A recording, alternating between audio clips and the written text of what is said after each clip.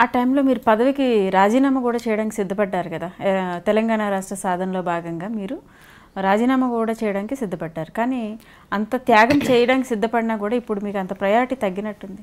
అంటే తెలంగాణ యొక్క ఆకాంక్షని తెలపాలి హైకమాండ్ కూడా, మా హైకమాండ్ కూడా ప్రజల యొక్క ఆకాంక్ష కూడా తెలపాలనే ఉద్దేశంతోనే మేమందరం కూడా రాజీనామాలకు సిద్ధమని మేడం రాజీనామాలు చేసి మా మేడం చేతికి ఇచ్చొచ్చాం.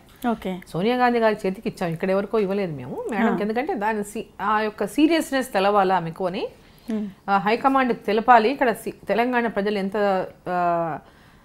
యాంగ్జైటీతో ఉన్నారో తెలంగాణ కావాలనేటటువంటిది తెలవాలనే ఉద్దేశంతోనే అందరం మేము రాజీనామాలు చేసి మేడం చేతికి ఇచ్చొచ్చాం. ఓకే, ఇచ్చి కొన్నాళ్ళు సెక్రటరియట్ కూడా దూరం ఉన్నాము.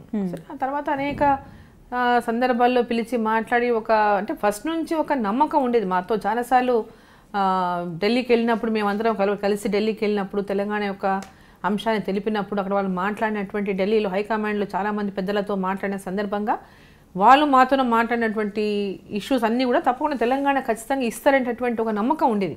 ఓకే, సో ఆ నమ్మకంతోనే మేము కూడా ప్రజల మధ్యలో చాలాసార్లు వెళ్ళి ఖచ్చితంగా కాంగ్రెస్ పార్టీ తెలంగాణ ఇస్తుందనేటటువంటి మాట కూడా మేము చెప్పడం జరిగింది.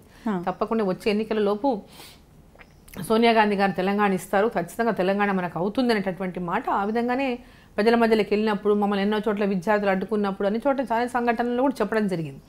సో తెలంగాణ అంశం అనేది ఇక ఈ సెంటిమెంట్స్ ఇవన్నీ గ్రహించినటువంటి సోనియా గాంధీ గారు ఎంతోమంది పిల్లలు కూడా ప్రాణ త్యాగాలు చేసినారు. అప్పుడు ఇప్పుడున్నటువంటి టీఆర్ఎస్ పార్టీ నాయకులు బాగా రెచ్చగొట్టి పిల్లలని ప్రోవోక్ చేసి వాళ్ళని ఆత్మహత్యలు చేసుకునేలాగా వీళ్ళు ప్రోవోక్ చేశారు. సో అటువంటి ఒకరిని చూసి ఒకరు ఆత్మహత్యలు అనేవి పెరుగుతూ పోయినాయి.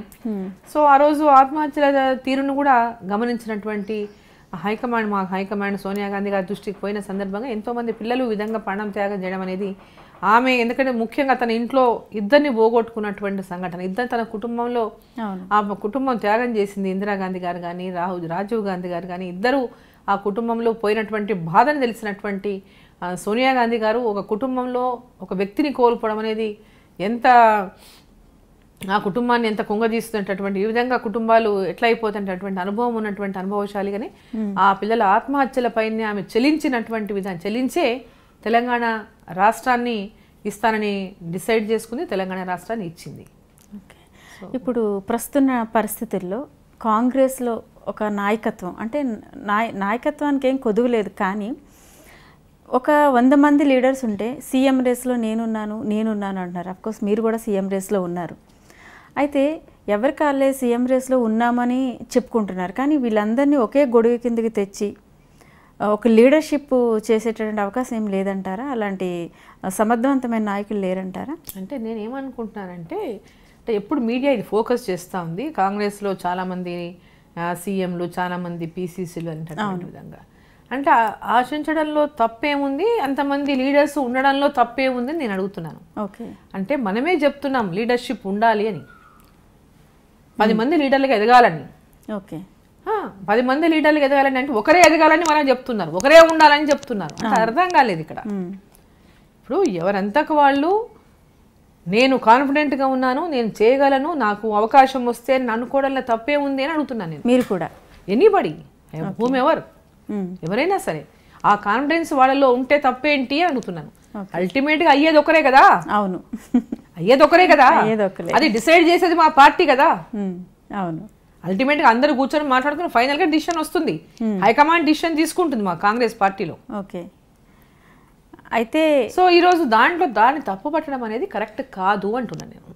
ఓకే, అల్టిమేట్గా ఎవరికి బాధ్యతలు అప్పచెప్పాలనో ఎవరికి చేయాలనో కాంగ్రెస్ పార్టీ డిసైడ్ చేస్తుంది. ఓకే, ఆ కాంపిటీషన్ ఉండడమే హెల్దీ కాంపిటీషన్ ఉండడంలో తప్పేముంది? తప్పలేదు. ఖచ్చితంగా కాంపిటీషన్ ఉండాలా, అప్పుడే లీడర్షిప్ క్వాలిటీస్ పెరుగుతాయి. కాంపిటీషన్ ఏమి ఉండొద్దు, ఎవరో ఒకరిని చేస్తారు, ఎవరు అడగొద్దు అనేది కరెక్ట్ కాదు. అక్షర యాత్రకి స్వాగతం. ప్రపంచ ప్రఖ్యాతి పొందిన మహానుభావులందరితోటి ఇవాళ అంతరంగ దర్శనం ఒక విధంగా ఐ డ్రీమ్స్ ద్వారా ప్రముఖ విదుషీమణి నా మంచి స్నేహితురాలు సి మృణాల్ని ఈ ఇంటర్వ్యూ చేస్తూ ఉంటుంది. చూడండి, ఆనందించండి, ఆస్వాదించండి, స్పందించండి. శుభం భూయాత్.